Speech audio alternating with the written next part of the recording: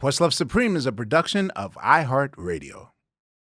This is kind of weird. What? It's gonna be great. Welcome. Right? You mean the weirdness of those two guys in the corner? No, everyone. I'm Not just us. surrounded. No, we're good. All right, let's go, kids. Here we go.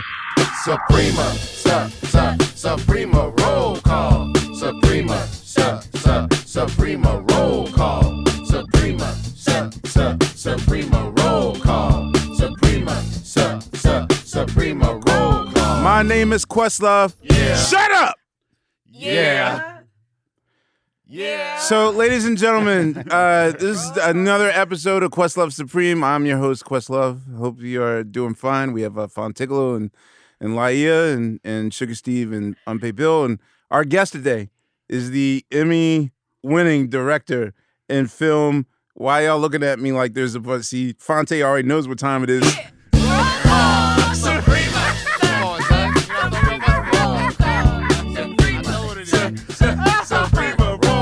My name is Fonte. Yeah. So nice to meet you. Yeah. Don't got the Colt jam. Yeah. But it's Lisa. Suprema roll call. Suprema roll call. My name is Sugar. Yeah. Glad we're not on Zoom. Yeah. A wop out of lubop. Yeah. A wop and boom. Suprema roll call. Suprema roll call. I'm Unpaid Bill. Yeah. And what the what? Yeah. Let's talk Tutti Frutti. Yeah. And take it in the butt.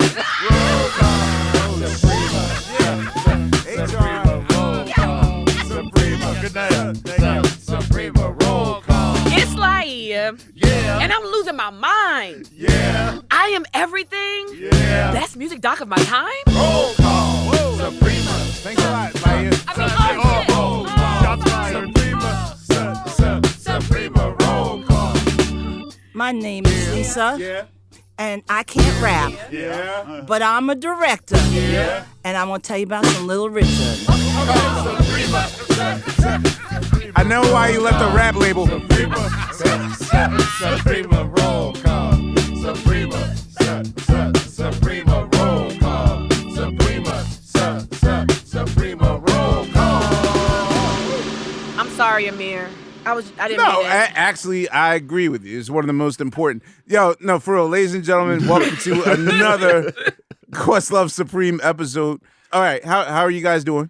Doing good, man. Yo. I heard we let's had a talk field about trip. it. I got to make a Yes. butt sex rhyme. I'm good. Hey, yo, man. Nah, Unpaid Bill is doing some amazing shit. Listen, Oh, man. come on. Listen. Straight up. Come Yeah, on, yeah, dude. no, straight up, man. Sorry, Motherfucking Lisa. Bill. First, we gotta start. If you don't EGOT, you're definitely going to EGOT. All right. All right. Yeah. Nah, Well, thank dude. you. No, first, Jam Band has showed us on YouTube Kids. Jam Band, It's like Jam my Band. favorite kids show since Yo Gabba Gabba. Yep. It is perfectly made for people that like to get high and watch television shows. Also it's- featuring Fonte and Laia of Oh yeah, Questlove yeah, Supreme. yeah. yeah, She's all killing that, as the all book. Yeah, that. yeah. I meant to give you props today. That's You okay. sounded great. This is about Bill. Nah, so Jam Band is great, and then his show and Juliet, which is on Broadway. We saw it last night at the Stephen Sondheim Theater. I'm not a musical person at all, like ever. I was worried. That was my first We all Broadway show. That was Fonte's first Broadway That was my first show. Broadway show. Not my first play. I mean, I've been to play. I got culture and shit, but like, I just ain't never been on Broadway. You've seen some Sunday plays? You know what I'm saying? Okay. Come on. I seen Mama done burn up the chicken and, you're obviously short the box with whatever. But Right. no, and Juliet, bro, we had a wonderful time, man. Great. time. It was the music of Max Martin, so it's like all like the Backstreet Boys shit and Weekend and Brittany. By yeah, the a lot time of they Britney, got- Katy Perry. I wanted that way, and the way they used it. Yeah. I was like, yo, that was fucking clever, man. Yeah, and the Everybody, the Backstreet's back. That Right. shit was funny. There's gonna be. Well, I don't want to spoil it, but no, man. Boys. Wait, The can boy. I ask a question though? Mhm. When you hear Backstreet's back, My prerogative. oh, not even. Damn, I didn't even get to that. I was going to say, are there any other thoughts in your mind when you hear Backstreet's back? Nah, I don't think any other thoughts. It's only me. Only because that song is literally the reason why Kel's got a guilty plea. Because, his whole thing of saying that, CGI or Oh, whatever. okay, Like yeah. It that was wasn't me. fake me or whatever. But apparently, someone has TRL on in the other room, Oh, and that's how they knew. and it That's was how a they were able to Halloween. date It was it. a Halloween episode. I guess that song debuted on. It's a Halloween Yeah, themed because they have video, on their costumes in the videos and stuff. Yeah, right? like, And so, I guess you can hear in the background like special Halloween is a world Oh. premiere of Backstreet's Back, but no. So it's almost like That's how every they time I would hear date that it, song, yeah. I think like, wow, this is the song that finally, after years and years, is what got Kel. I did not know that. that was Yeah. a Questlove deep dive. Yeah, that was It a was. deep dive. Yeah. I won't be thinking of that when I hear that song. Sorry. You know what I mean? I'm gonna keep doing my dance and think about that. I'll just be doing that. But nah, man, like great job, man. The Thank music, you. the Yes. show, like we had a wonderful time, man. Glad you Seriously. guys got to go. Appreciate it. It was amazing. Cool. And how was your experience last night? Fantastic. I went to see New York, just opened on Broadway with John The- Kander and Lin Miranda, and it was wonderful. He's And- in it? No, he just wrote some additional lyrics. Okay, I got it. So fancy, Bill. I saw Vanessa Williams, though, who I believe worked with our guest here, and Yeah. that was quite a night. Vanessa L. Williams. Sure. The right stuff. Oh yeah. Yeah, that But Vanessa I don't wanna miss out. Yeah, And I So- got to rhyme about a butt, so I'm happy. It's a good day. I feel you.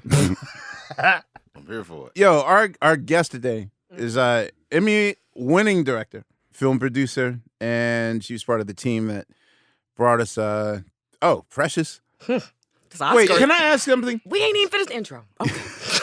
Oh, how's life, Laia? No, I just meant that part, her part. That's I was just messing with you. Go ahead. Ask your question, boy. It's your show. Whose idea was it to make, like, why it wasn't just simply called Precious and not Precious, a film adaptation? Based on a novel by Push? Yes, That I asked. that was your idea. Yes. Why was that?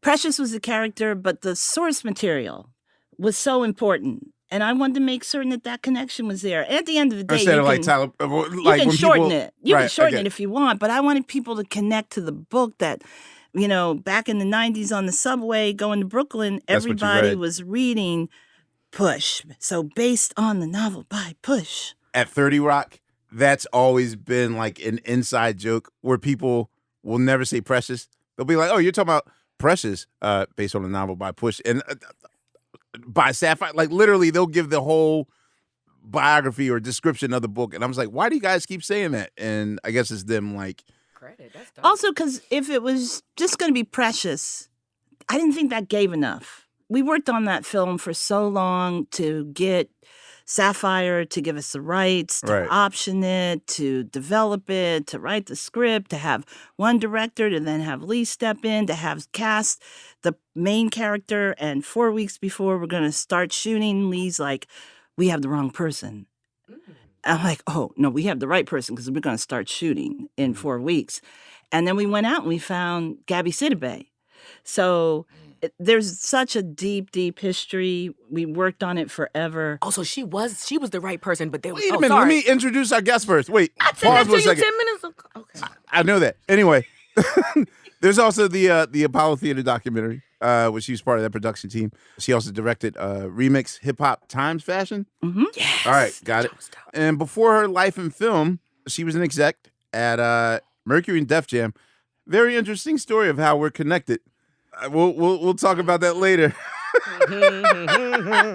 But I will say that her newest film, which I will go ahead and say an instant classic, and that's not Questlove hyperbole or over exaggeration, which of course I'm world famous for, but I will say that it is an immensely what? Well, you just called yourself world famous for exaggerating, which was an exaggeration in itself. I will say He that is world famous. it's an immensely powerful and important film, especially where we are today, in terms of erasure, in terms of understanding that all people aren't a monolith, that we have different spectrums and different cultures and different aspects of our lives, and basically the fight for the freedom to be free. And I guess we at Questlove Supreme want to do everything in our power to amplify this very powerful documentary. Of course, I'm speaking of Little Richard, the full title, because of course Based a on a film- novel by. based on- Right. No, it's called Little Richard, I Am Everything. Ladies and gentlemen, welcome Lisa Cortez. Yes, sir. I just want to say it's so good to see you all. I listen, and I thought these are my imaginary friends, and they're real. We're there's, real now. There's no Very AI much so. shit going on in No, here. no. This is Live all and in real. person. Oh yeah. So- Yeah. Before I get to your story, I have to say that you are very, very, very key and instrumental in my career. I don't know. Do you remember a conversation that you had with Richard Nichols right when? So, assuming that your years at Mercury, you were part of the Kenyatta Bell, Ed Eckstein. Dave Gossett. Yeah. Mm. Rejection Yeah, yeah. bullshit demos. Yeah, right. right. That's my favorite line. So, do you remember the story of the connection with the Roots and Mercury Records? Yeah. Like, all right. Well, one, I want to ask what happened the day after. So I've told this story millions of times, but the shortest version is we started busking on the streets in 1992. Eventually, all of 1993, we start fishing for a deal. Winds up into, I won't say a bidding war, but we damn near went to every label. And then at the last minute, Mercury was going to be that label. And then the way that I believe the story was when either Kenyatta Bell's assistant sent us the contracts because of our intricate spelling of our names. 3 of the group members' names was misspelled, and our lawyer was like, well, instead of you guys initialing it, tear this up and have them send back new contracts with your name spelled correctly. And Kenyatta Bell's assistant was supposed to send new contracts the next day. And she forgot to do it, but not to worry. Look, I'll send it on Friday, and then you guys will get it, Monday and sign. But that Saturday and Sunday is when Wendy Goldstein decided to throw her hat in the ring. Now, we had no intentions on signing with Geffen Records because we're like, it's a rock label. They don't have a staff. We're good. But we wanted the free dinner. Like, we liked the whole whining and dining, courting part of getting a record deal. So thus, we did the steak and lobster thing, want 3 to go and all that ghetto shit. And then just to mess with her, Rich and I decided to call her bluff, and we just literally just started naming everything. Like, we want, Pathfinder and 3 apartments and da-da-da-da-da-da-da-da. Long story short, or longer, Sunday, our lawyer's like, she agreed to everything you guys asked for and more. And then we were like, but we told Kenyatta Bell we're going to sign to Mercury Records. And, the price was way different because you know how much rap labels were paying back then. And Rich basically had to break the news to you guys. Kenyatta was severely depressed about this. And I believe he also spoke to you. He said, Lisa Cortez told us, Geffen Records, I hope y'all take racial sensitivity training That's over my there. girl. That's my girl. And I was Yes. like, wait, what does that mean, Rich? And we Found later out. found out in the longest 20-year lesson of our life. The And so longest fuck around and found out ever. literally, and so whenever the bullshit happens, we always used to joke, Lisa Cortez told us this was going to happen.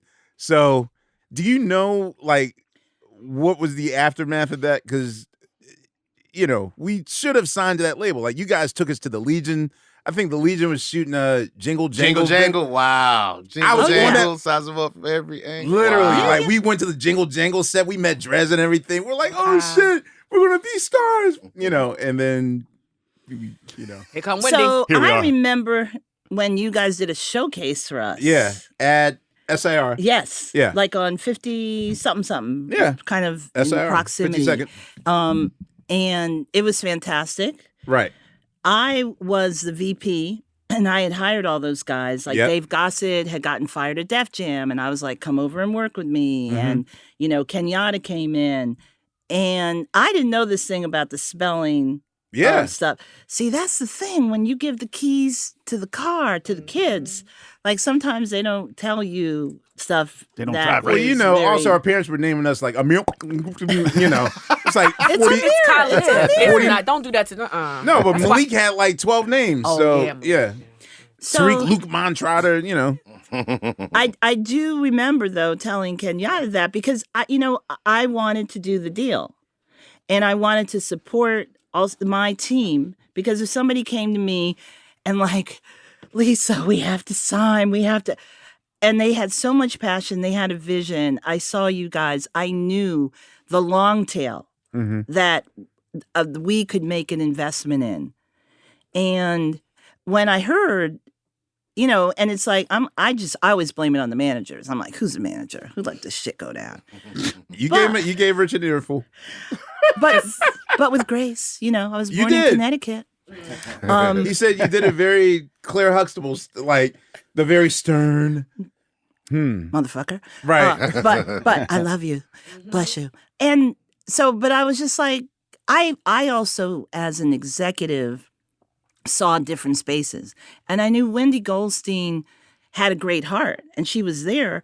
But the ecosystem, the bigger ecosystem you were going into, it was like, when working for Ed Eckstein, and the Ed story is really interesting, how we connected. But, he was the president. A black man was the president.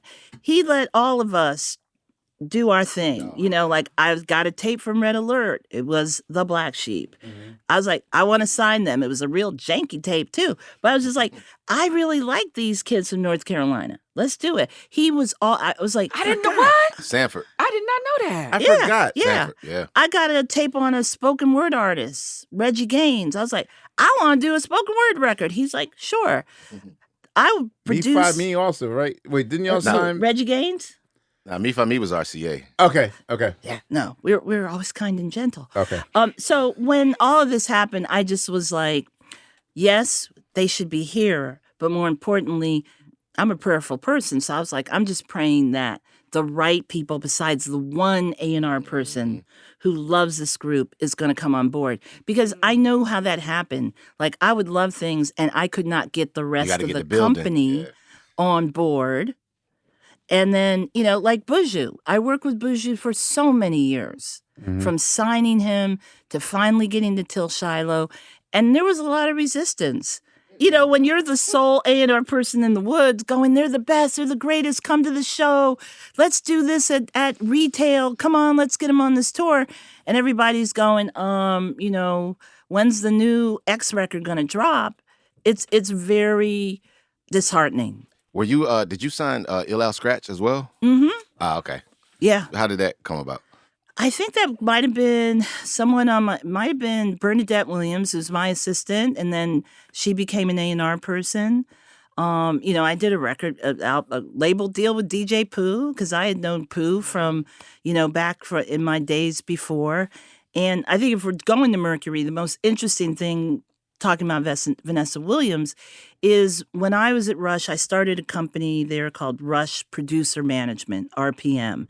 And I represented, the Bomb Squad, Eric Vietnam Sadler, Larry Smith, Sam Sever.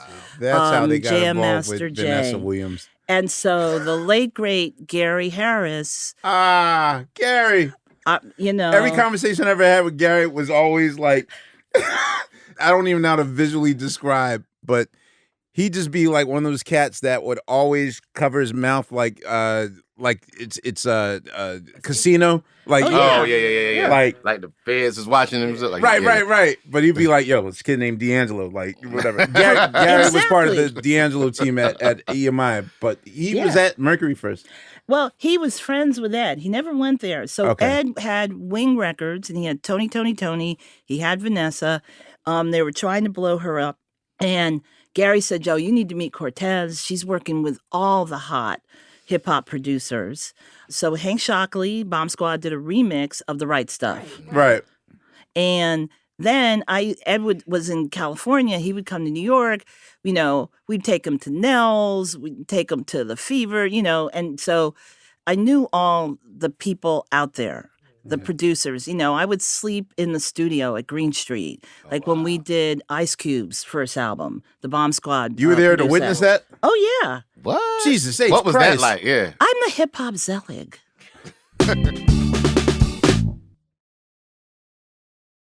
All right, you were born in Connecticut. Yes. All right, so what was your first musical memory? Okay, I was born in Connecticut, but I grew up between Connecticut and Harlem. So I always like to put that on the map because I'm, I'm kind of like Green Acres. I'm like the city and the country. I can tell already this is going to be my favorite interview of this whole entire series. Like, go. She just has an energy. Go ahead. First memory, I'm down on my knees. I'm begging you, please, because I'm busted. Ray Charles? Yes. Okay. Ingredients in a Recipe for Soul. My mother would play that like 3 times and the house would be, she had these records she would play to clean the house.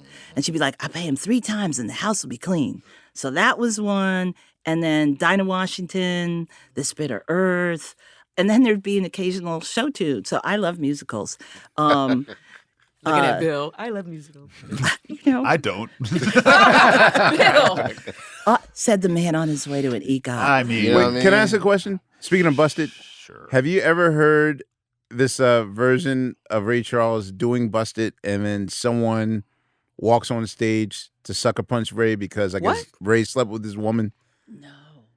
Like literally, they're going dun, dun, dun, dun, and he's going through the verse, and then all of a sudden, the band's, like on television when they messed up, like literally that moment, and someone's like, "You a dog, you a motherfucking dog," and Ray's just like, "Bless your heart, bless your heart." Can someone come and get this gentleman off? Fuck you, dog. Why'd you do that to her? You dog, you dirty, disgusting dog. And then then you hear like, dog. Someone please come get him off me, please. Like, and my part was like, wait, why is the band letting Ray Charles get beat up? Like, that speaks more than Yeah, because they knew. right. They girls too. He already know. They know. And so you hear them dragging him off, like, fuck you, Ray Charles. Right? And you hear him like faint out the door. And then I'm bless his kind of heart. All right, 2, 3, and then dun, dun, dun, and literally, you never heard of that? Never. That's like my favorite thing next to like Freddie Hubbard cursing out the band and Buddy In like Rich. Germany or so. Yeah. I've Yeah. heard that one. I've heard that All one. right, sorry. It's side note. Go ahead. Well, it's funny when you were vamping there. I think for a kid,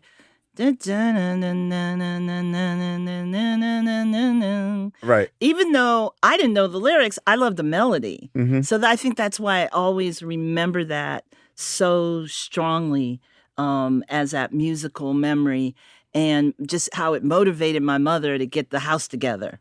You know what that's called? I learned this morning. Okay, I'm doing the Sly movie. It's called Counterpoint, where Bill just literally came alive. Like, huh? Hello? I know you have to get music nerdy. I like it. Yeah, Counterpoint. I guess. Sly also took advantage of this as well, where Ray has a gospel bass, but the melody is more like a nursery rhyme. Mm-hmm. So it's sort of like, the Reese's theory of mixing chocolate in your peanut butter and that sort of thing. So sometimes people intentionally write songs where, some super fun, like Sly will do something super funky with the drums and the bass, but the horns and the melody will be like, na na na na na na na na na na na na, like play schoolyard shit Mm-hmm. mixed with funk, and knowing that that's how you get the kids and the music heads together. So, yes, So wait, Sly, Counterpoint. Can I ask you a question? Yes. Did he sleep with Doris Day? All right, so that's one of the most asked questions of this thing. So far, He's like, what are you talking about? I'm like, what? so far I have 4 no's and 2 yeses, and the no's might have it. However, Doris Day's son, who was like Sly's engineer during the There's a Riot Going On, That's suspect. was also his. Well, no, Sly lived across the street from the Beverly Hillbillies house. Oh. This is when they went to Bel Air, but turned it real like hood. Doris gave Sly her BMW, and I guess that's how that rumor came. That's- yeah. But Sly, every interview, Sly sort of insinuating like, yeah, Doris Day gave me this BMW, so they're like, wait, are you dating Doris Day? I don't know. Am I dating Doris Day? What? So I don't think Because Que Sera, every black, I'd be in the beauty parlor with my mother, and then people would be like, Que Sera, Right. Shy, Doris Day, So, but the thing was, I looked in 73 and I was like, okay, so Sly's 29, Right. Doris is 44. And I looked at her in 73 Hold on. Let me look. and I'd be like, all right, that motherfucker hit. So, like, would you And- give and she anyone your probably would, too. BMW just for that? So, Pillow talk. Mm-hmm. yeah. So there's one person that can put their life on the fact that they believe they slept together, but the rest of the band's like, nah, I think he was just Lion. Right. If you that's and that was his day after song. If you want me to stay. Yeah. That's where that from. See, I told you. She knows how to rabbit hole just like the best of us. What was the first concert you went to? Stevie Wonder opening for the Supremes. I thought you said the Wow. Rolling Stones because I was like, what were you doing there? They couldn't find a babysitter. Okay. Oh, parent trip. Come on. How old were you? I was like 4. Oh man. Do you have memories of it or is it fake? Yes. Here's So- the bet. It tell was me. at the bowl in New Haven. It was outdoors. It was the summer, and Stevie he did like 15 encores, Mm-hmm. and I just remember my mother going, I really came to see Diana Ross and the Supremes, and I was like, I like this man. I like him. So So your mom was just like, I was a little opening act kid. yeah, Get out of here. she grew to love him. And then I had a very memorable concert with the Jackson 5 with my mother and father. And that famous memory is it was at Madison Square Garden. And my father, like all these screaming kids. And my father's like, that's when the Horn and Hearted automated restaurant was right across the street there. It wasn't, the train station, all that. Right. And my father's like, I'll be in the Horn and Hearted having some tapioca pudding. He didn't wanna come? He couldn't take it. It was just like all these, prepubescent girls screaming. Be like a parent today at a BTS concert. 100%. Like, I don't want to see that. So I'll be across the street at Harry the restaurant. Styles. Right, exactly. What did your parents do for starters? My mom was an aircraft engineer. Okay. And my dad, who's an immigrant, he's from Colombia, South America. He was a rebel, a radical, and a businessman in Cortez. Harlem. In my back of my mind, I was trying to, okay, let me figure out where, okay. So the whole Pacific Coast, Afro-Colombian. Are you fluent, Lisa? Do you speak Spanish? When I need to cuss somebody out. When you need it. and That's when you and need it. where's the bathroom? I mean, I think those are the most important language skills to have. Yes. But not busting people. Because my favorite thing is when I've hung with people that people might think like, oh, they're black or some whatever, and they'll talk shit. And then, Right. And, That person- and then you go, per un momentito. Right. And then they go, oh, shit. right, exactly. I'm exactly. like, we everywhere, baby. So when was the moment that you were like, I want to get in the industry? 9 years old, I convinced my mother to let me go to the Children's Theater Workshop, which was a dance school run by Miss Connie, and they put on mini musicals. I'm trying to get on your next show, Bill, okay? Thank you. And so we did Gypsy. So you can imagine, from 3-year-old kids to teenagers doing, once I was a schleppa, now I'm Miss Mazeppa, because Gypsy is a musical about a stripper. And I had been very It quiet. was? Wait, Yeah. you want to be in that musical? I was in Gypsy. I do it all the time.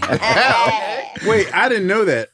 Yeah. Like you were in in my Stephen Sondheim, and it's the story of Gypsy Rose Lee and how her sister was going to be the star, and their mother pushed the sister forward, and then the sister ran off with one of the dancers because it takes place in the vaudeville time, and then Gypsy, they end up in a shitty show, and the mother's like, you're going to be an exotic dancer, and Gypsy goes on to become one of the famous vaudeville strippers. It's about a of fucked her up time. stage mom. I was in this play in like 5th grade and didn't Why are realize there so many kids in these plays? I don't understand. Why are Well, y'all doing this play as kids? I at don't know. performing art. Well, at my school, it was like from 1st grade to 12th grade. So Mm-hmm. it was the older kids, but they found like roles for like the elementary kids to play in. So I didn't So realize. we did Showboat, we did Mame, we did Gypsy. Mame. Yeah. I was Vera Charles's assistant. Or Oh. well, my sister played Vera Charles, and I had to. They made a role for me. Life to- is wow. just a bowl of cherries. I did hair in high school. I was hood. Were you naked?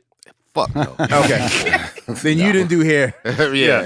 I mean, it was a very Afro. a very tamed down Republican version of hair, but I did it. You were here. You were bald. Yeah, exactly. I grew my hair out, but like they wouldn't let us do all the nude, all that. We wasn't doing that shit. Y'all plays are fancy. So I found I my wonder. voice. I went. My mother said, Theater "You get kid. your grades up." Okay. I got my A's, and I auditioned and discovered that I could sing. And then I loved movement and performance and connecting. Fast forward the summer I was 14 when Everybody Rebels, I locked myself in my room and I just listened to Ella's Gershwin songbook, Cole Porter songbook. Not Heat Wave, not Of course. And not Isaac Hayes. Evelyn Champagne King. Oh, wow. I mean, my father's playing Celia Cruz. I mean, there was a lot of music, and I also read the back of albums, and I was like, "Who is this mixer?" I just, I would bathe myself in music, sound bath. You said rebelling, so in my mind, I'm like, oh, okay, this is when like she discovers Bad Brains or Sex Pistols or the Ramones, and I'm like, Gershwin, Rebelling against her your peers. parents' dream. Yeah. Like, But your peers are like, what the fuck? And then I discover hip hop. What was your first hip hop record? I'd say it's Rapper's Delight. Yeah. How old were you when Rapper's Delight came out? I don't talk about age. Oh, my bad. I'm sorry. timeless. I'm younger than springtime. Oh, younger than springtime. Younger than I got it. Okay. So how do you nuance your way into, was Maroon era Def Jam your Def Jam, or Black Label Def Jam your Def No, Jam? I'm Maroon. I'm 1986. Tell me everything about it. Okay, this is one of my favorite. How do you get in the music business when you have no connections? So I went to Yale, and when I was there, I had this incredible group of friends. One of them is a sister named Lisa Jones, Mary Baraka's daughter. Yeah. We were just these young, feisty kids, and we were working on a magazine that Lisa was putting together. She was part of that great crew at the Village Voice at that time, and she wanted to do a magazine called Diva de Kooning. I was into hip hop, and I was like, I want to write about women in rap. So I talked to her stepsister, Dominique DePrima, in the Bay. I talked to the sister, Tequila Mockingbird, who was kind of in the punk scene in Los Angeles. And I really love this article. And a friend of mine who worked at Spencer Beck worked at Interview Magazine. And I told him about this article, and I was like, I'm really excited about it, because nobody knew there was women in rap. And so he said, you should go talk to Bill Adler. He is the publicist at Def Jam. So I just called, and Bill said, come on in. So I'm just chatting with Bill. He's the most amazing, giving, knowledgeable person. Yep. And a guy across the room said, who did you talk to in L.A.? And I said, oh, Tequila Mockingbird. That guy was Leor Cohen. So 2 weeks Who later. did you talk to right? What are you doing Right, here? yeah. You What have are to you talk doing like here? him. Right. So Tequila shows up in New York, and I bring Tequila to the office. I'm a good baker. I made this ginger cake, and I brought my resume. And we all hang out, blah, blah. You gave the Ted Lasso treatment. I And love Jimmy it. Spicer was the receptionist. What? But Jimmy Wait, Spicer what? never picked up the phone with the different calls because he'd be chatting some woman up.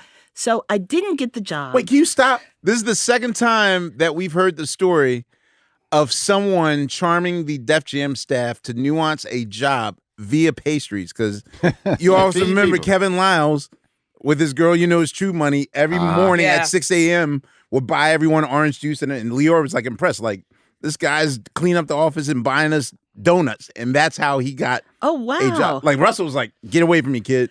But pastries. Time out. Jimmy Spicer's dollar Yeah, bill, yeah. y'all. Dollar Dollar bill, bill, y'all. Da-da-da. What? So I'm this kid. Did he answer the phone like this? Love it when he does voices. So good. All right, go ahead. I'm sorry. I had to say that. No. Rest in peace, Jimmy Spicer. Oh, yes. Yeah. Ooh. So I keep trying to, roll up in there and, impress them. And it was pretty chaotic, but it was also very small. There was not that many people there. And I've went to a Luther Vandross show. I conned my way into the party backstage. Because, you got to get in. Or actually, you just need to make a hole. You don't even fit in. You make a space. And I run into Leor, who was friends with Shep Gordon, who was Luther's manager, That's our guy. and LL Cool J. Right. And I walk up to Leor and I go, hey, you remember me? I gave you my resume on the good paper. It was like the heavy weighted paper. It was cream Yeah, colored. that mattered. And he said, well, you know what? I actually need someone. I need an assistant. Call me. So I keep calling. And then I got him on the phone one day. And I said, he picked up because Jimmy Spicer was talking to some woman and did not pick up the phone.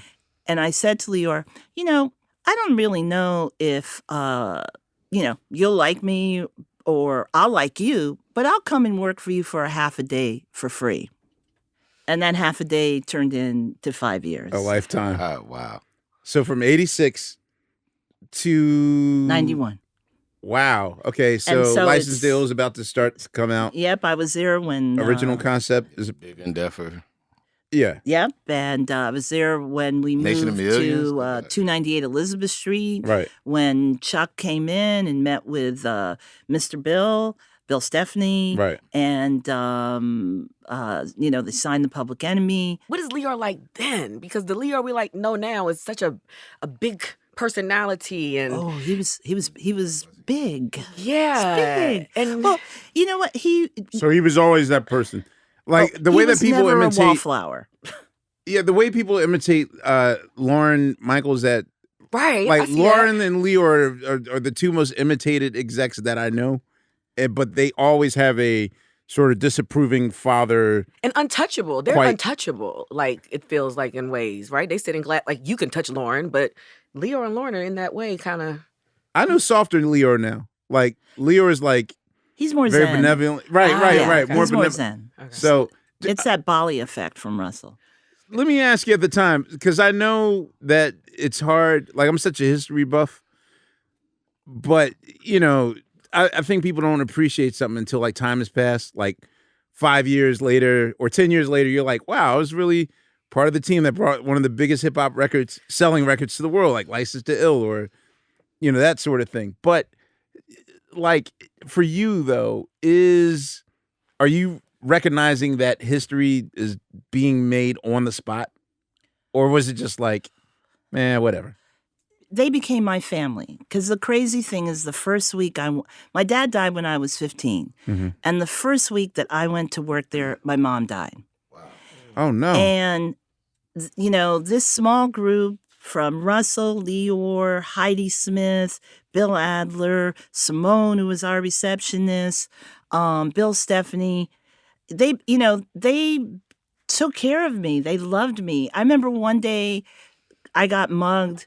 And Eric B. and Rakim, they came to the office and they heard, like, I was like, Lisa, why you got a black eye? I was like, you got mugged. I got mugged.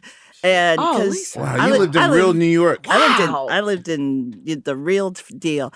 And they were like, well, if you'd like, we could find somebody who could get for you a nice little ladylike gun with a mother of pearl inlay. Ooh. I was like, Harlem Night style. That's pretty. very Eric B-ish. I was Got like, his own brand for Eric B. that's what love looks like. Did you say yes? In a nice voice too.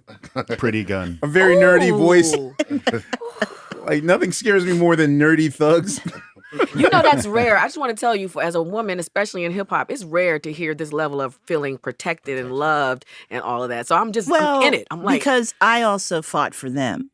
okay. People will tell you because this is right before everything blows up. I worked very closely with Leor putting together that Adidas deal because I actually wrote a letter to Fila because Houdini had a song called Do the Fila. And I wrote him a letter and I was like, you guys need to do a deal with Houdini because they're speaking to this market. Because I was an American studies major. I like popular culture. I like seeing, how we as Black people start stuff that is then going to take over the world.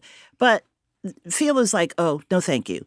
But so then when the Adidas time came, there was a lot that had to be translated about why this group was so important. And How much convincing did they need though? they needed some. There was a guy named Angelo Anastasio who saw it, and he was the advocate for it. But, he was communicating with people in Germany. The music had not spread there yet. And what I learned in those days that still helps me now is about the power of community. To cross over this music, we had Dave Funkenklein, who later came to work there, who was in Colorado playing this music, 2 o'clock in the morning. We had the car dealer, drug dealer in Houston who would play our records and bring our artists there. We had Paul Oakenfold and Pete Tong were with London Records, which put out Run DMC in the UK. Paul Oakenfold? Yes, and they were hip hop heads. And they would, the first That stop. Paul Yeah, Oakenfold? DJ Okie, yes. Wow. Okie dokie. Damn, he never. Most people on the other side of the fence will go overtime to like explain their hip hop pedigree. Like we toured with Oakenfold during the Area 1 tour and talked a lot. He never once gave a like hip hop pedigree and da da da da da da. Really? Yeah. Damn, Paul. When what they the fuck? would come over, the first stop is they'd come to 298 Elizabeth Street. Like that, it was great. Everybody would come through there. And then when him and Pete Tong become these dance electro people, I was like, wow, interesting. So there was this community. There was the people from Japan there, who ultimately become a part of the groundswell of the music crossing over and the ripple effect culturally. So these, I remember we went to London and I, would make myself the European tour manager so I could get a little holiday. And, we got kicked out of a hotel or people didn't, the food they wanted. And I would just be like, no, you cannot treat these guys this way. So you loved up I love them then, I love them now. Because I recognized how I didn't maybe knew what I was in, but I knew it was something exciting and groundbreaking and necessary and a part of how our narrative as Black people, we were taking it to something new. Now, how it was going to become, I didn't know that. I was young and dumb, but I knew in my heart that they had to be treasured and that it wasn't okay to be like, oh, the rapper's there. No. Right. These are the artists. I always wanted to know, since you were there around like 89, 90, post Terradome, post Griff interview, there was like a really scary period where like some of us thought like Def Jam was about to shut down during the entire, Griff interview, Public Enemy thing. Is I remember like seeing Chuck on Entertainment Tonight, I think with tape over his mouth or he sat for an interview, but then like, I'm not giving any comment or whatever. How weird was that period? Like, were you guys the type to embrace a controversy or was it sort of like, oh, damn, the JDL might shut us down or that sort of thing? Or did Leor have to sort of get in front of the bullet? I think Leor did his thing. Okay. I think Bill Adler has always been an important strategist in telling the true story of the artists and where they were coming from. Bill was a great interpreter who could call a Guy Trebay, who could, talk to all these different people to really give them the broader context of who this person is and what they're talking about, why they're talking about it. We got to get Bill Adler on the show also. Oh my gosh, it do. Yeah. We got Lisa now, so yeah, let's go. Yeah. Are you still in contact with like your... Oh my gosh, yes, Bill Adler. I imagine y'all have dinners. Lindsay Williams, Seasonal. Faith Newman. Faith Newman, yeah. Heidi Shout out to Faith. Smith. Even the Def Jam Soul Songs artists, we had a little reunion. So I that's occasionally talk to Oren Oren. and Dean. Orange Juice Jones. Oh, yeah. Did not know I he was forgot. Puerto Rican. Okay. Oren, Tayshawn, Yeah, Chuck Stanley, right. and Allison Williams. Allison Williams. Allison Williams. And Yeah. we went to Europe, and I was the tour manager. It was one of those, if it's Tuesday, it must be Belgium. Okay, if it's Wednesday, we got to get in the bus and get to Frankfurt. And that was actually, we had a reunion 2 months ago. Knew y'all did Yeah, reunions. and even the band members, were all there. That's so full circle too. You said Allison Williams, then I thought about you at the Luther concert. Then I thought about Ramon Harvey and the whole I Am. It's a beautiful circular kind of connection between all of y'all. That's beautiful. Why did Wendy Goldstein ruin my life? We could, We would have been BFFs. did she she? though? I don't Did know, everything happen because- the way it was supposed to? I believe so. I mean, look, what made the deal irresistible was that, most artists the label will have options to instantly drop if they see the band's not fit. And we didn't even learn how to craft a song until our fourth album. So in this situation, the thing that brought us there was the fact that our contract was hooked up so that if you did album number 1, they had to do 2 and 3.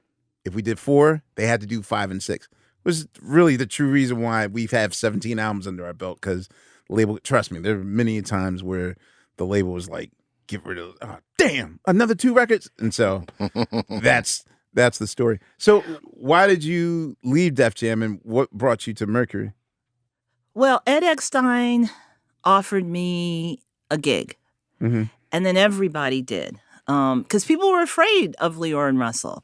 But they were like, yo, Ed is talking to her. And then, I remember I met with Tommy Mottola and, and just like the whole gamut.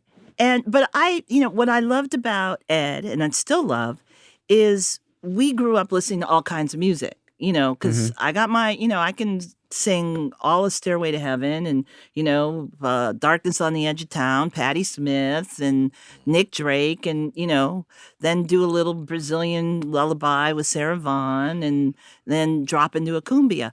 She is auditioning, You Bill. contain multitudes. I think Steve's in love. Cumbia all day. It's like, I'm wow, not. she's talking my language. She's talking about Darkness, Springsteen. Yeah, I know. Because there's a darkness on the edge of town.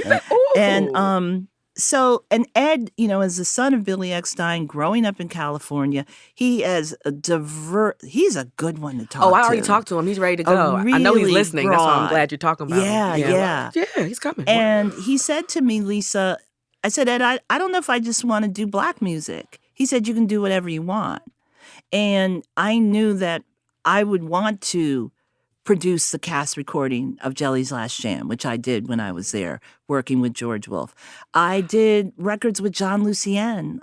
I just had loved so much, and then on the flip side, I'm working with hip hop. I'm working with reggae.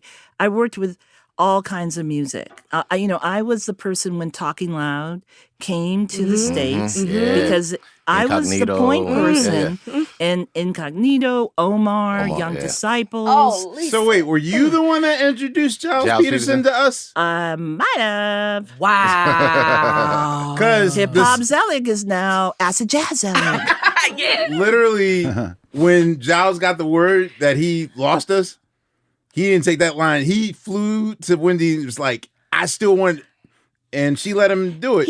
Because I used to go to London and I was looped in with all those folks. And when they brought the Talking Loud label, because of, it came to Mercury, and I was a person like, yes, I want to work with them. I love what he was doing. And even when I had my label, I was going to sign Jaleesa Anderson. Wow. And Bobby Bird's stepdaughter or daughter. I think she's a cousin because Carlene Anderson. Carlene is the daughter, and she's a cousin. Oh, Yeah. Jaleesa. Oh, shit. I worked on her record. Pressure. I was going to sign her. Oh my! This happens like once a week. Do you? Like, I played on her record. That's Wait, like a famous thing here. This is. Do you have a lot of her demos? I've worked on like 5 songs with her when we were living in London and never got to hear. Me and the bass player of Jamiroquai, Stewart, we worked on her record and it never came out. Well, it probably was for the UK label. Yes. Because I was going to sign her before my tragic end, but we'll get to that. Oh, later. yeah. What? So I was the point person for all the Talking Loud folks. So of course I knew, Maurice Bernstein and Jonathan doing Giant Step Right. and blah, blah, blah, blah, blah. And that was that,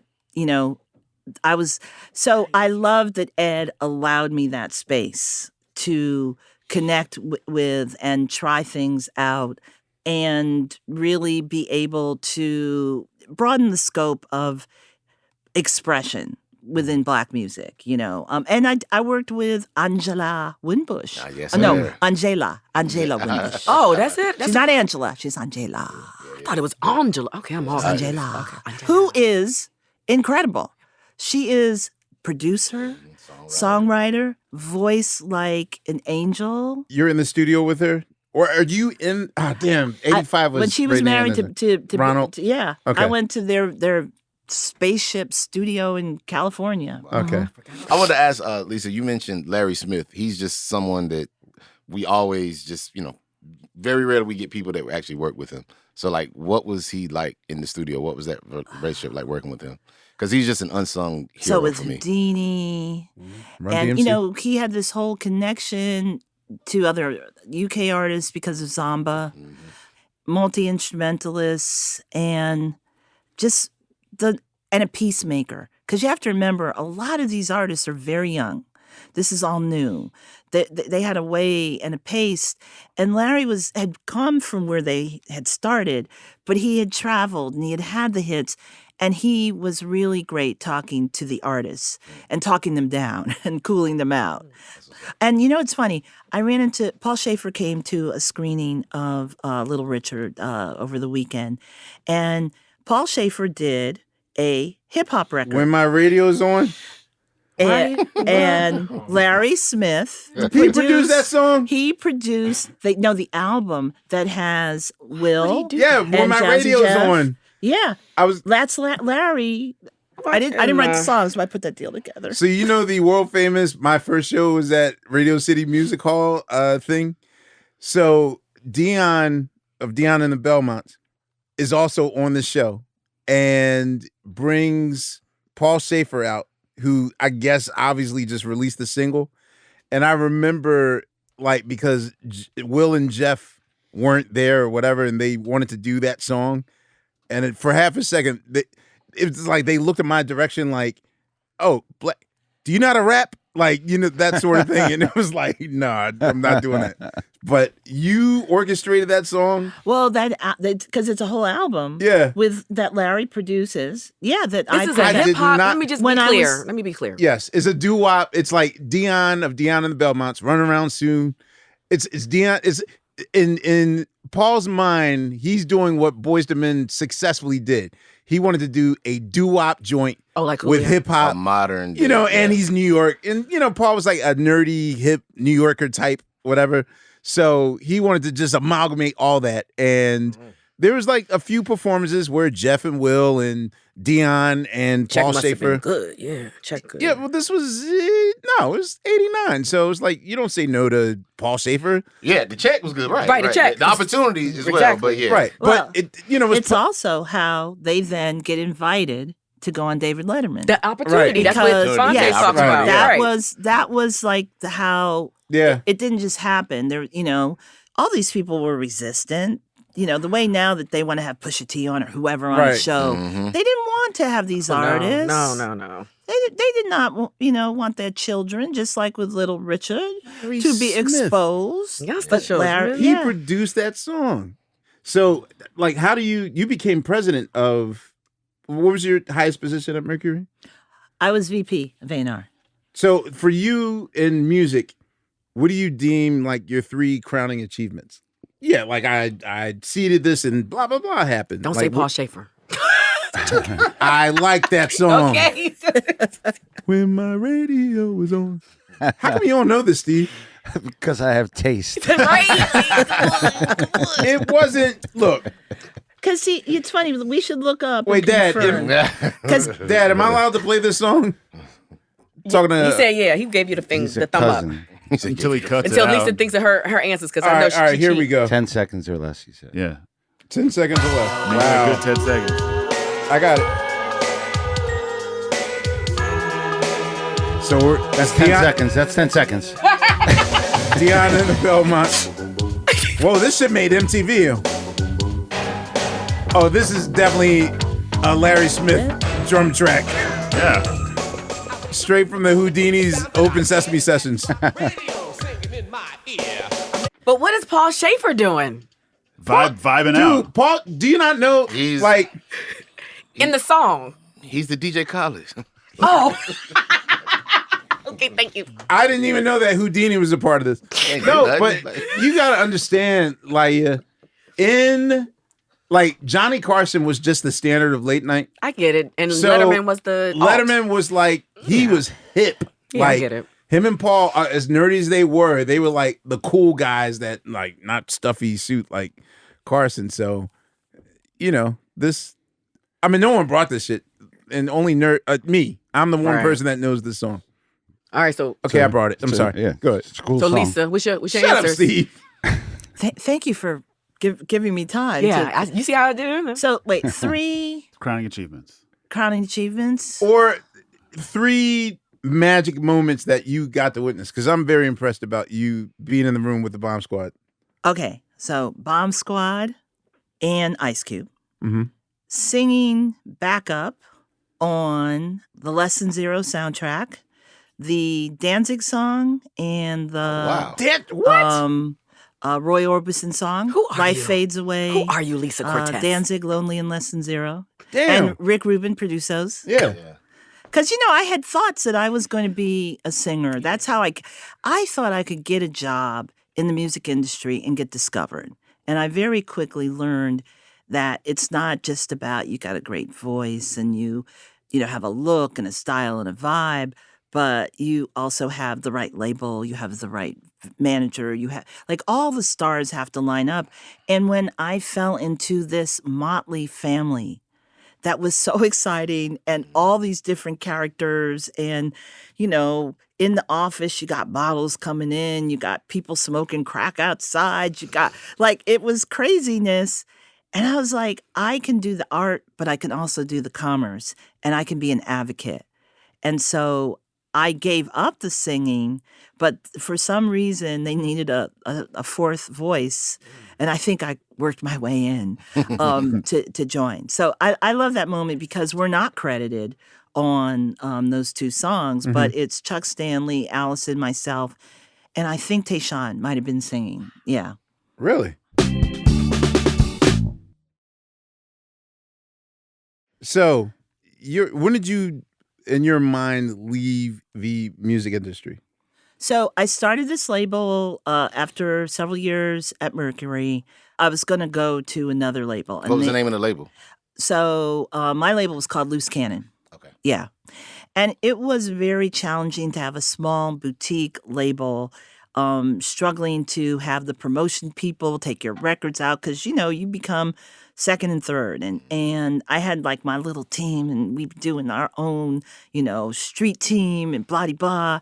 And I just hit the glass ceiling. I hit the ceiling and I ultimately left. I took action for gender and racial discrimination. I was the only woman in this worldwide company, and I didn't have the same opportunities that I saw people around me who were failing but going up. And and it was for my parents because my parents were so about we're not, we as Black people have to stand up for injustices, not only for ourselves, to be example for others. Coming next, the next generation. And not only them, but their parents, I come from people who just were always fighting to and not accepting and finding, trying to bring community forward. So I left and I didn't listen to music for 6 months. And You established this label, and I then you established left your this own label. I did the Till Shiloh record with Buju, but and I like all different shit. I put out a folk group of Aboriginal women from Wow. Australia called Titties. I put out Titties. Titties. Yo, I want to buy that record. Is that on Spotify? Or is that on Spotify? Can you spell that? I would actually play your own song if you had a song, Fate. You gotta make yourself a song. Well, you can make a titty record, Fate. And I'll sing with it. background. It's made. I'll It's come done. out It's of done. I'll come It's out of already retirement for you. I gotta have Bill Sherman on it. I will be on it. Dope. Wait, Titties the musical. We do right now. Teddy's the musical. Mm-hmm. Hasn't been Here done it before. is. So much game. TIDDAS. Titties. Yes. Okay, got it. Titties. It's Australian. They're Aboriginal now, people. Wow. Well, okay, just so that I not feel like I'm not crazy. There was definitely a discussion on guys, are you sure this is the name that you want to go by? Titties. It's Australian, Aboriginal. It was means nipples. something. They changed it from nipples, so this is better. That was the first draft. And Wow. then they tried Areola, but that didn't work. This is why you're so quick. Okay. I love it. I love Till Shiloh. It's a record I'm incredibly proud of. But I also did I reissued Red Fox and Richard Pryor, all those early comedy records. Laugh records. That had Laugh. been on Laugh. Yeah. That's you? Yes. You're the reason for this? Yeah. And Damn. so Damn, I got that catalog. I got people like Walter Mosley to write the liner notes. Wow. Come on. Yeah, That's man. why I People said- don't even know about Curation. Walter Murray. Like they just I think mean, that he's the Snowfall. sidekick. Snowfall but- now. They just think he's but, Snowfall. Right. And so, yeah, so boom, chapter close. I'm not listening to music. What do? You go to India. So I went to That's India. right. You eat, pray, love. What is Like, up with us in India? Oh. I don't know. Well, I wanted to get away from everything to figure out what was going to be next. And why not go to a place where I was going to be challenged? And what year was this for you, Lisa? This is 1997. Okay. After Yeah. the movie or before the movie? Of Eat, This Pray, is Love. before the movie. Okay. Yes. Okay. And I didn't really eat that much. I was afraid to eat. I don't know. I'm just gonna be a vegetarian for 3 months. But I was traveling and just like reading books by local, Indian authors like Mistry and Salman Rushdie, and hanging out with tabla players and Varanasi, and just like doing yoga and going to the beach and whatever. And I went to a movie theater. When I was in the middle of watching this film, I realized, like, I want to make movies. And I had studied film as an undergrad, and I just saw that film gave me a bigger platform to communicate. And even if you watch Little Richard and you don't understand language, you're going to see this roller coaster ride he goes on. You're going to have a sense of how his music affected people. You're going to see his legacy. And so film then became my next kind of place to go to. I came back to New York. I took a production class at New York Film Academy. I started volunteering. I started from ground zero, and I just did the hustle. I worked at Urban World Film Festival. I put the panels together. I met people. I went to the Toronto Film Festival. I would watch 4 films a day. I would go meet directors. I would volunteer. I would use my music background and try to help people out. And then finally one day, I got a call from someone I had known for many years. And he said, I'm going to New Orleans to make a movie. Would you like to come and work for me and also for the director? And that was Lee Daniels. Oh. And that was Monsters Ball. Oh, Yes, wow. Lisa. Never heard of You said go to New Orleans. I immediately thought my first thought was Unbound It by Master P. I was so hoping you was gonna say, I was so hoping you was gonna tell me you worked on Unbound It. I was like, but Lee Daniels is cool too. But in the metaverse, maybe I did. You know what I'm saying? I could totally see you fitting in with Master P. And also Oh, on the AI and to I Master so P. would. I mean, like, I would love to be there because I love these people who are entrepreneurs, who are and are pulling, from a space and at the same time moving culture forward. But that was the Oscar winner. What were your experiences like? So it was really fantastic because Lee. So I'm assisting him. I'm assisting Mark Forster, the director. And I would do the famous drive to take our talent up to the place where we shot all the Angola? Angola. Yeah. So Heath And Ledger. most was 3 hours late. Oh, well, because I had worked with Mose in the interim years, and I had done with Danny Hastings a video for Mose. I had done Mose and Talib Kweli, EPK. I said to Lee, I told Lee about Mose. And I was like, I love him and he's great and he can act also, part 1. Then part 2, I would have to take the talent to Angola. So we were all in New Orleans, and we knew we were going to go there at one point to shoot some of the scenes there. So I remember like driving, the hour and a half with each way with Heath Ledger and talking about life and books and whatever. Wow. And then you go and you tour this place that former plantation, still a plantation, and seeing the actual room that they execute people in, and then the drive back home and that conversation.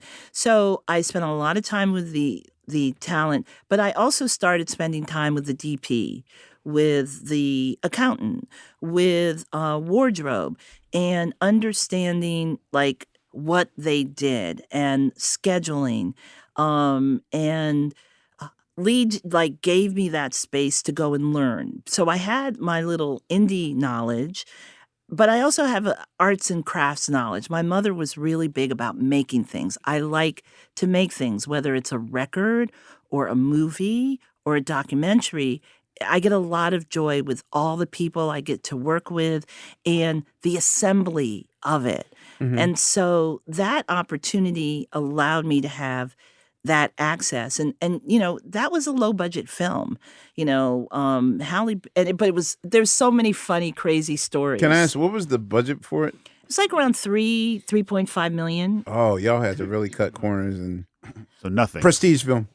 And it's interesting because originally Wes Bentley was supposed to play the lead, and then Wes Bentley kind of went off the rails, disappeared, and Heath Ledger was huge, but like Was we had was to he the one from American American Beauty. American Beauty, yeah. Yeah. He was Okay. he was so the we had to neighbor, the kid, convince them yeah. that Heath Ledger could do this because he didn't have a Southern accent, and we got him this. I had my own little A dialect mixing, coach and a dialogue coach, and then I had to splice. I had to play from cassette to cassette to make something that would sound good. So it was a lot of fun. It was very interesting. Getting to live in New Orleans was fantastic. How did And y'all keep it light on the set? Because it was so heavy, like, a lot of love, a lot of care, a lot of taking care of people. Yeah, I was wondering if y'all Hip-hop had zealot, conversations. hip-hop mama. Yeah. But also, Mark Forster, it's his second film. And he just is a brilliant director, very loving and caring, creating that safe space, having the right people. Like, when you're doing certain scenes, you don't have everybody standing around. You do last looks and then everybody's out. That was that scene. And you have to give them that privacy to go to some really deep, emotional, vulnerable places.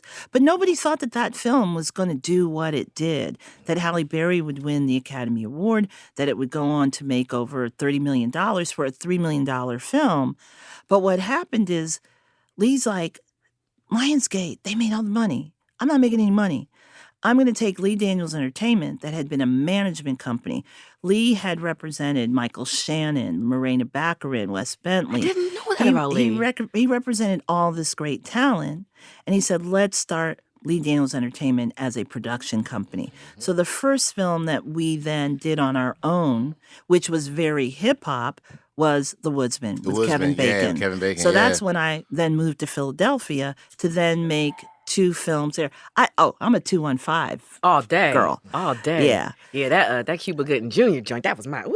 Yeah, woo, Shadowboxer. That was was Shadowboxer, great. Shadowboxer yeah. was my Shadowboxer joint. That's was the best I ever Yeah. seen him. I like The Woodsman too. I really like both And those Mos films. Def, he's in that also. Macy and David Gray. Allen Greer and Eve. So that was the other thing. We always wanted to You mix always up pulled the music in. Yeah, the music and making it interesting with the casting. And with those films, we found the scripts, we developed them, we found the internet, our investors, we did our pre-sales, we did the production, all the deals, and then the post, and then bringing it to a festival and delivery. And in the beginning, it was Lee, a guy named Dave Robinson, who did international sales, and myself.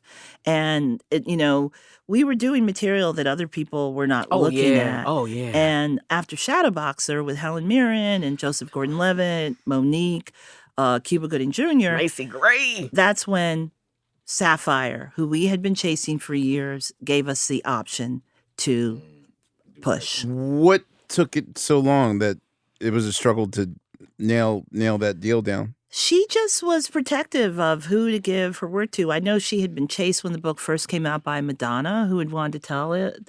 Like, she directly called her and was like, All I know is that she wanted to option the material. Yeah.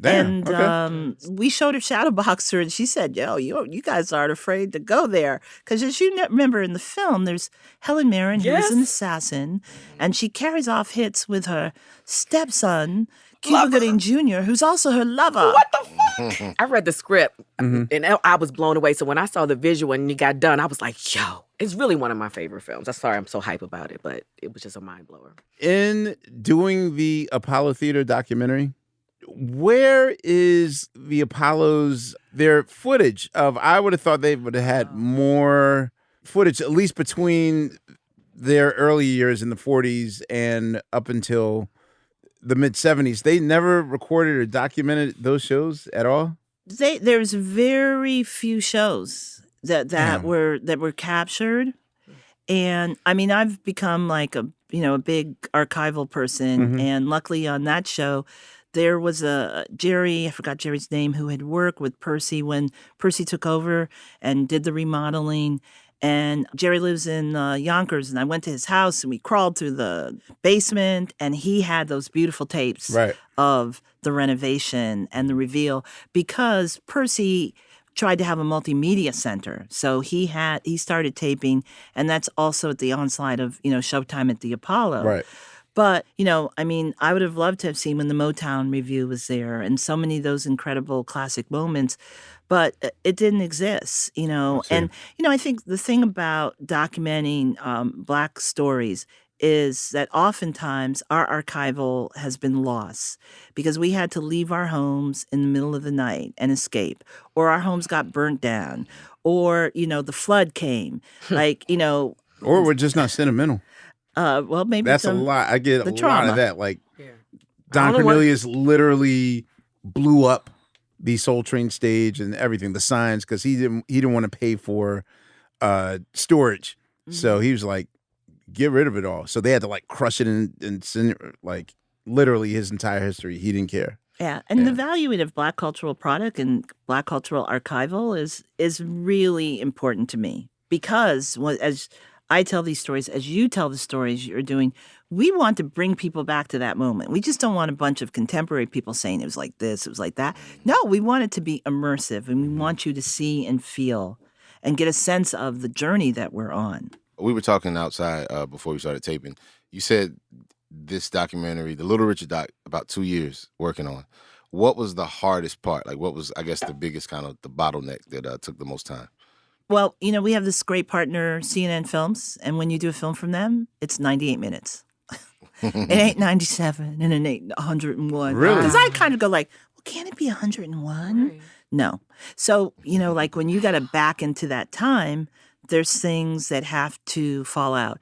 For me, I wanted to talk a little bit more in the film about the shenanigans of the music business, how it is that you can sign someone and take everything and that they don't And it's see. legal. Yeah. But as I like to say, I had to stay on 95 and not get off on exit 5, because that would have taken us too long in our runtime. Is this because for broadcast purposes, you had to fit? Yeah, that's their broadcast standard. I was under the impression, and I believe that he said this, that Michael Jackson, ATV, gave him his rights back. So that's why John Branca's in the film. Yeah, That's why right. I interviewed Okay. him. Because John Branca, of course, had the relationship with Richard when Richard officiated at his marriage that Michael Jackson and Bubbles were best men at for John Branca. There are pictures. Nigga, Next I just got marinated on that. Bubbles. Google. Yes. It's the craziest picture. Hit Bronco up like, really? A We chimp gotta was get your him best too. man? We gotta get him. Yes. And so Branca, who, was Michael Jackson's attorney and is still involved with the estate, I interviewed him not only about that moment, but because when Richard protested at ATV Music for his royalties, and then Michael Jackson bought the catalog. So in his book, and in his autobiography, Richard goes, oh, yeah, Michael gave me money. But I learned very early on making this film that a lot of things that Richard said, were not completely true. So I was like, okay, John Branca, you were there. You were there all the time. Did Michael Jackson give Little Richard money? And yes, he did. I should have asked him about Sly Stone and Doris Day, because maybe he would have known about Right, that. right. There you But we could confirm, his that Michael Jackson felt really bad, and he gave him some bucks. In your opinion, like, what was your mission statement in doing Little Richard's story? Because there's so much to uncover as an artist, as a human being, as a pop culture figure. Like, what was your mission statement? Before day one, when people watch this, they are going to blank. The thesis mission was Little Richard's an icon. Why is he an icon? Why is it that when he passed away, this wide range of people from Bob Dylan to Harry Allen to Dave Grohl are talking, Bruce Springsteen talking about how important he is. So why is he an icon? Why does he matter? And if he is the innovator, the architect, what did it take to get there? Who is his forefather? And how does blackness and queerness factor into a conversation about rock and roll? Oh my God. The black queer conversation that you start very early on in the movie, that was the initial thing that blew me away. Seeing black queer people, beautiful black queer people of that time. Because we don't see black and white photos of like trans people and what that meant. So after I saw the movie, I had a physical reaction. Like I had so much of a reaction. I had to I had to reach out to Lisa. Did you expect for us to not only be, of course, empathetic and sympathetic, but also pissed? I was mad at times. Toward the end, I got mad seeing like Mick Jagger and, the Paul McCartney of it. I don't know. I got mad because I was like, I got mad when Little Richard said, Elvis told me that if it wasn't for me, there would be no him, basically. Did you know that was? I knew I wanted it to be immersive, because you can't just do Little Richard as shut up. He's more than the one note comedic foil that he had it become on these talk shows. He is so deeply nuanced. And also he's this connector to the Beatles, to the Rolling Stones, to Jimi Hendrix. James Brown, he brings him to Macon, and that's where James cuts his first hit. And when Little Richard blows up at the same time and goes to Hollywood to be in these, rock and roll movies, he has James Brown go out on the road as him because people didn't know what Little Richard looked like. Right. So he's like, oh, you go out as me. He was so giving and there's been a lot of erasure about his contributions. So yeah, you got to feel moved by it. You got to be mad. And you have to say, you know what? We need to know our history and an inclusive history, a history that many people are trying to either negate or criminalize. And you know what? Sorry, people, this is America. There's documentation of drag balls in D.C. in the 1800s. So don't come through now and say, no, this has always been here. What is your hope? Because I think this is probably the most compelling argument that one can have. And again, I know that there's a big sort of divide between, and really, I'm not just saying conservative people. I'm being real, like with conservative blacks, like would turn a blind eye to them or whatever. Like it's very interesting, even in watching like Soul Train, a place where literally like that the LGBTQIA culture is thriving, especially in the mid 70s and the disco period and all that stuff. There's an artist from DC, a group named the Dynamic Superiors. They give one of the greatest performances I've ever seen on that show. But the lead singer is way beyond what we would call like flamboyant or whatever.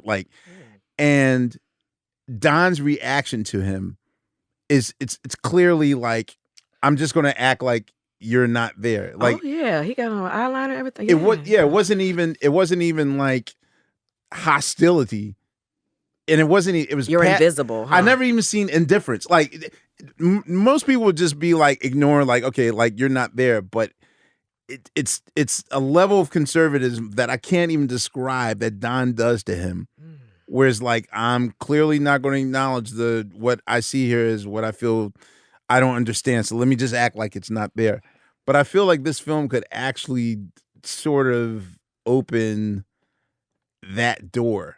Like, is that for you? Like, yeah, I think people learning this history, learning that, the complexities of someone that most people really love, Little Richard.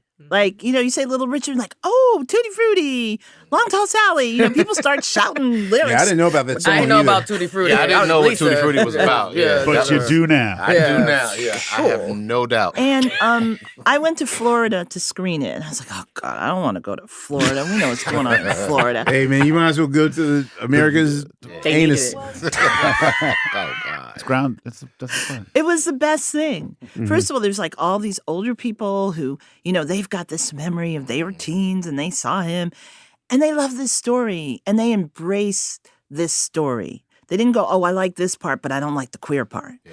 And then I talked to the young people who were like, yeah, they want to take African-American, AP history out. Mm-hmm. And so what this film does, it's very corrective to a history that has not included the multitudes that someone like a Richard contained. Do you think that we accepted all of him. Do you think he accepted all of himself? I don't think so. I don't either. I mean, Not at he's all. on such a roller coaster. And that part where you really go into the 80s version of him, where you deny like Where that he made was like me the inherently preacher. sad. Yeah. Yeah. Yeah. Like Yeah. nothing sadder than a person that has to suffer as themselves or whatever. So have you screened it for anyone with the 2 on the far left digit of their birth year, like millennials, Gen Z? Mhm. What is their reaction to it? They actually are like, oh, this isn't some old fogey stuff. Mhm. They're all. I think I get a lot of. Where can I get a mirrored suit? Where can I have that great fashion moment? But I think that they like the music, and they're really captivated by how his DNA went forth to artists and how he Prince, paved yeah. the way. You don't have Saucy Santana. Right. You don't have Woo! Lil Nas. That's what You I don't have, Yes, right? Yes, Lil Nas X. I was like, I wanted all of them in it. Actually, at the end, toward the end, when you start talking about that, did I you was call like, them and yeah. did they not want to? I called the people. I always do charts when I'm directing films of, who's the family, who are the friends, who's the artists, and in this case, who are the incredible Black and queer scholars who are not the usual history of rock and roll. I was very intentional in the academic voices who are narrating. Yeah, I was really happy to see Xandria in it. Like Sandria. yeah. Dope She sister. bodied it. I mean, when she says, it's not appropriation, it's obliteration. I was like, okay, everybody can Everybody go. go You home. go home now. Okay, you know T-shirt what this is material. about? And it tore him asunder. And I love that in this film we have that level of commentary because that's who we are.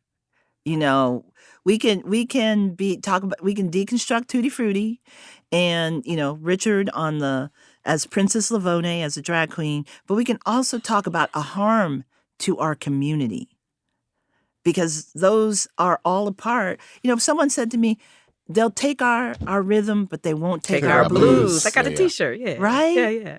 And so to know Little Richard, you need to know the joy, but you also need to know the intense pain of him feeling invisible, feeling that all of his contributions and all these people he helped out are not there. Like when he's at the Otis Redding, he goes, I still sing. You can record with me. Call me. And that is the part of the complexity of his journey that is more than, oh, I'm the Bronze Liberace. Yeah. No. You made us get to know him a little more. And it also kind of answered the conflict within, I think, all of us, because it was like, was he, wasn't he? Now I understand even his own personal conflict and why I felt that way, because he was unsure. Yeah, he was unsure of himself. Yeah. I wish he would have known that. We would have loved him regardless. But thank you, Well, Lisa. I definitely feel like it'll help people. No, it's a beautiful film. it's Like beautiful. I super enjoyed it. The It was Black great. Dust. That's what I wanted to ask about. I'm sorry. What was the Black Dust in your mind? Throughout the movie, it's so beautiful black dust. So it's energy. Okay. I believe he is elemental. He came from another planet. He's a supernova. And he arrived and unleashed this energy that we established in the beginning of the film, and it continues and it grows in specific places of innovation, of expansion, of creation, and how the energy is him. And that was a great motif, working with the editors, because I was like, how do we do it? How do we show all of this? And Felt that. I because like I was the like, sequences too, like the musical sequence. I Yeah, thought those oh, were cool. Valerie John Jones. P. Yeah. Key, yeah. How'd you choose them? The reinterpreters of the song. So when I pitched this film, I always said I wanted to have dreamscapes. I love magic realism. And I wanted to have contemporary artists who are part of his legacy. You know, when I spoke to Valerie June, who does the Sister Rosetta Tharpe scene, I said, Sister, and she said, Rosetta. I mean, she just like completed. So good. And she understood why Sister Rosetta is important to this. Corey Henry, I adore. And Corey started in the church. Then he goes and, you know, he does gospel, hip hop, jazz, pop. And I just thought musically he could bring so much. He's so fantastic. And Pastor Key, that is not a Little Richard song, but I'm a big fan of John P. Key. And that's one of my favorite songs, Standing in Need of Prayer. And I thought it really spoke to how low Richard is when he has lost everything. And like the only thing he has is God. Was there convincing him to do it? No. Oh, really? Okay. We've been talking for years about a project I want to do with him. Okay. And when I called and I told him what it was about, he said yes, and he knew Richard. Mhm. And wow. he was really helpful for us, even finding the church, etc. So, you know, all of those artists are part of this desire to make this immersive and to be also in scenes that are part of portals opening, portals of possibility for Richard, being seen by a Sister Rosetta, creating Tutti Frutti, and even the portal of I've lost everything and I'm now going back to the church. They're big emotional shifts for him. I hate to admit this, Fonte, but my actual introduction to John P. Key was Versus- Crash Cuts. Oh, Crash Cut. Oh, wow. Oh, Sean P. Key. Right. Sean P. Oh, wow. Well, you know what, Lise, as we wrap up, I'm actually sitting here like in some sort of Paltrow-esque sliding doors Did not see that coming. Me neither. Not even memory. Didn't know. I'm expansive. close. Come on, man. You are the expansiveness. Just A 48-hour decision changed the entire course of my life, of which I am extremely happy of my journey, especially in light of, okay, so y'all wouldn't have got 17 albums on Def Jam, dog. right. Like, But even at that, I'm like, okay, this is a tortoise in the hare journey. And was it better for me on my second album to sell 17 million copies? And now, 2023, I'm going to jail for espionage. Wow. right. Or to be on this path. But now I'm like, damn, if I just signed to Mercury, I think I would have had an amazing ass relationship with Lisa Cortez. Like, It's never too late. I never Man. have regrets, but I'm now trying to figure out what would have happened in my life if we just went through it and we had Lisa at the top of the You pyramid. could have been chain. on Brian McKnight albums.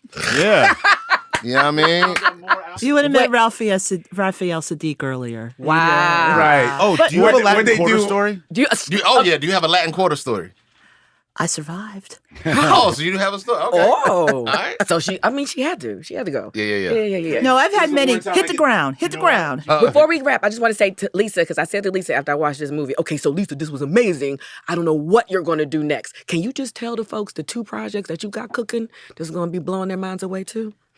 So, premiering at Tribeca, I have something called The Space Race. It is the story of Ed Dwight, who almost became an astronaut, black man, and it focuses on the shuttlemen, the black astronauts who in 1983, Guy Bluford, Fred Gregory, Ron McNair, God bless. who go to space. But it's really about this community because it's also Victor Glover and Leland Melvin. It's about Afrofuturism and black astronauts and moving things forward. So that's the space You're race. doing this? Yep, it's all done. You got to get Thundercat to do the score. Ooh. Yonique Bontemps is on it. So Never mind. He's a good You're fired, So Thundercat. next one. And then your other. is The Empire of Ebony. It's a 3-part series on Eunice Johnson, Ebony man. Jet Okay, magazine. yeah, And I yes. know somebody here has a collection of these magazines. Yes, I do. I do. You know, at one point, I was part of the board. So, the MoMA. So they're doing the food version of the MoMA. And at one point, we owned the Ebony Kitchen. we had to dismantle the board and raise more money. So we had to sell our Ebony Kitchen. But literally, They moved it. You mean from the well, building? when we dismantled it, and very meticulous, and we moved it to New York and set it up back in its original 70s, 60s, I mean, 2000s too. tacky sort of But Yeah. man, I was upset when we had to get that up. Yeah, it's how do you build a media empire where in a space that did not exist, and how can you be a race man and a capitalist while doing this?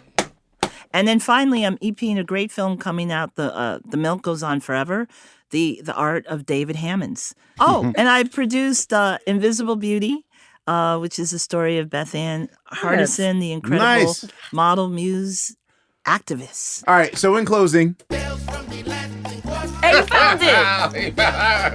With the echo on it. Oh yeah. Oh, that's so racist. I'm sorry. So yeah, That it's all right. was not. Oh, wait, time out. Yeah, we've been. I don't So can know. you give us a tale from the Latin Quarter?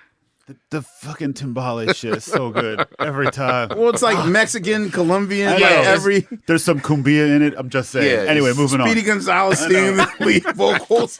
Go ahead. I just remember going and having to hide in the bathroom, and that's all I'll say.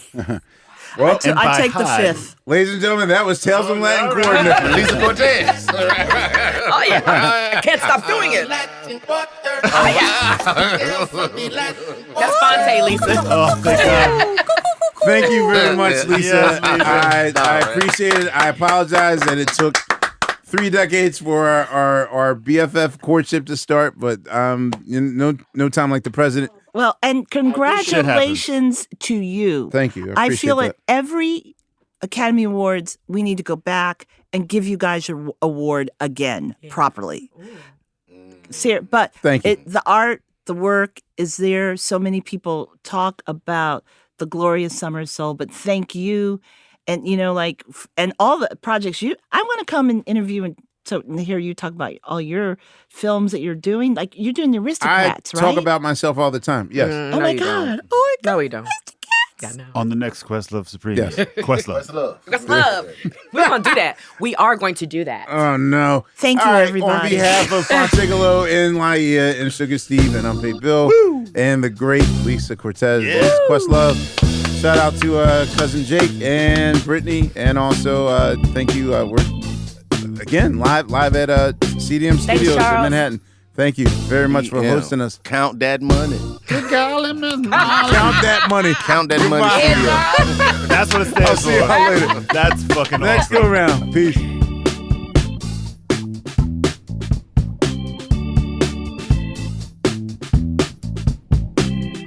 Questlove Supreme is a production of iHeartRadio. For more podcasts from iHeartRadio, visit the iHeartRadio app, Apple Podcasts, or wherever you listen to your favorite shows.